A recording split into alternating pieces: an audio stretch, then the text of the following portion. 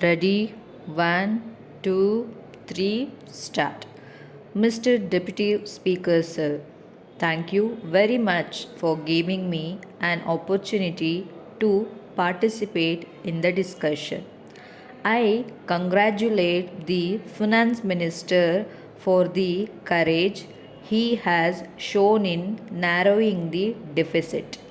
This clearly indicated that the present government is very much determined to do away with deficit budgets as early as possible.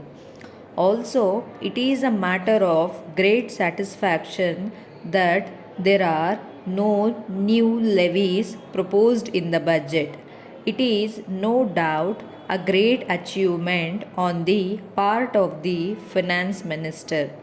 However, as the government happened to be very much determined to review the economy of the country, I would like to offer some suggestions and I hope the Minister will take note of the following points which are of national importance.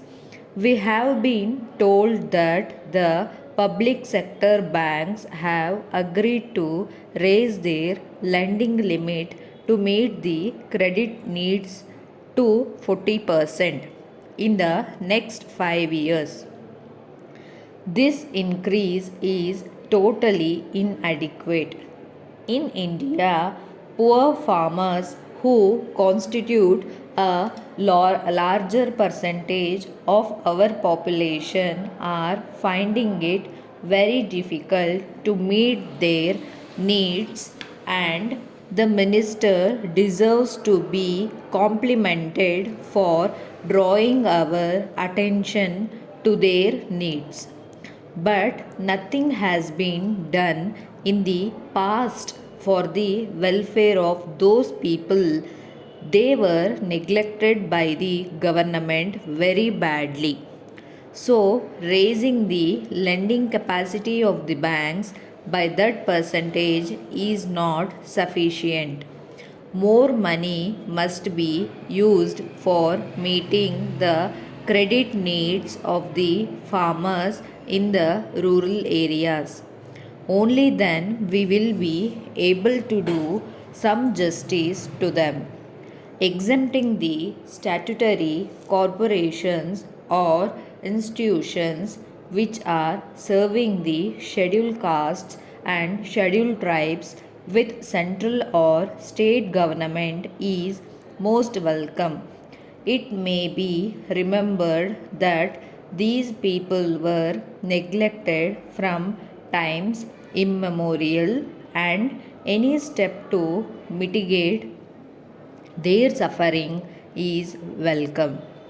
Therefore, the present exemption is nothing but a step in the right direction.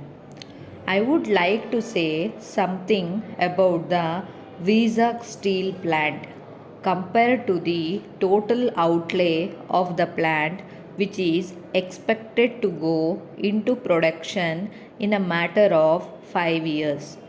The sum allotted this year is very less.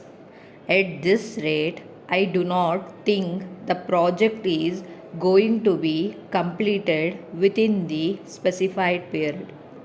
If we are to complete this plant in time, a substantial amount has got to be sanctioned. In as much as it is a plant of national importance, the government should not hesitate to allocate the requisite funds. Recently, the deputy premier of Soviet Russia visited the site and was very much impressed with the project. He promised a substantial help to complete the project in time. It is a gigantic project, and if it is not completed within the time frame, the cost of construction may escalate. My humble request to the finance minister is to see that at least in the next budget a substantial amount is collected for this plant. In this connection, I want to draw the attention of the House towards one important aspect. At present, only such jobs which fetch a lower salary are being reserved for the local people, while people from other parts of the country are being recruited for the jobs carrying higher emoluments. The time has come to review that policy, and I hope the ministry will do justice to the educated unemployed of our state.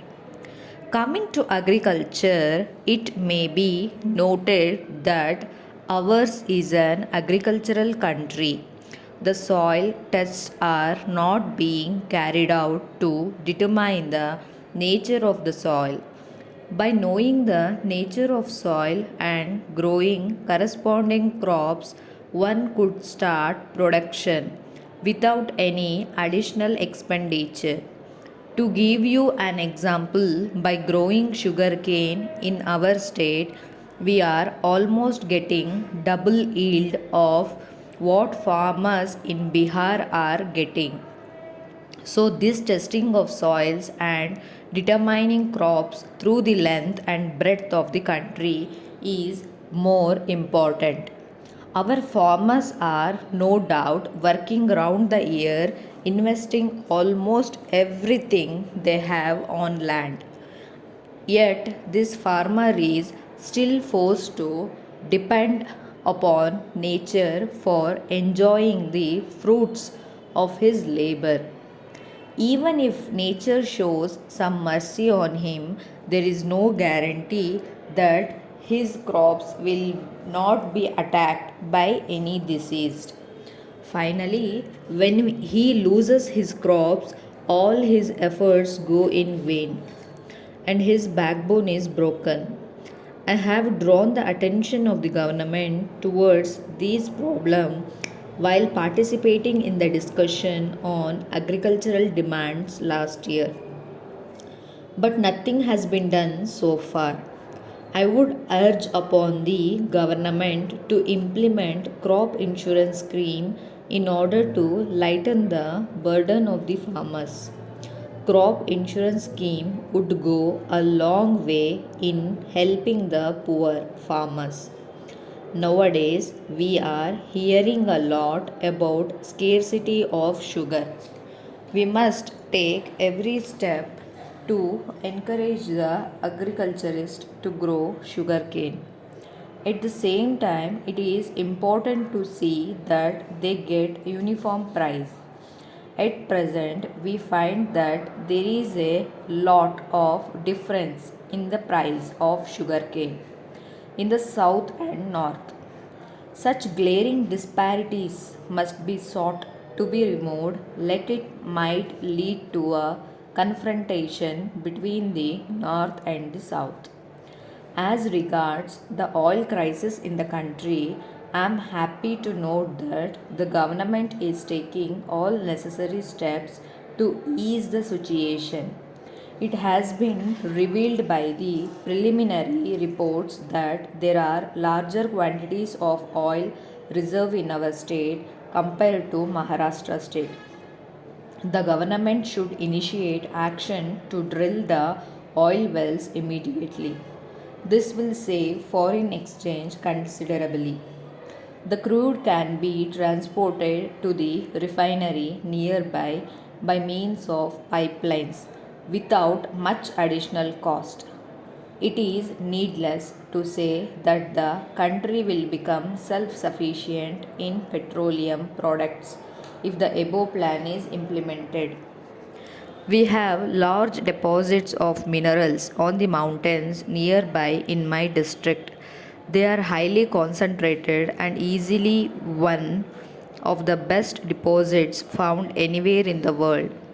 I feel that it should be utilized to the fullest extent. If a plant is set up to utilize these resources, I have no doubt in my mind that it will prove to be a boon to the nation's economy, besides fulfilling the long cherished desire of the people there. Thank you very much.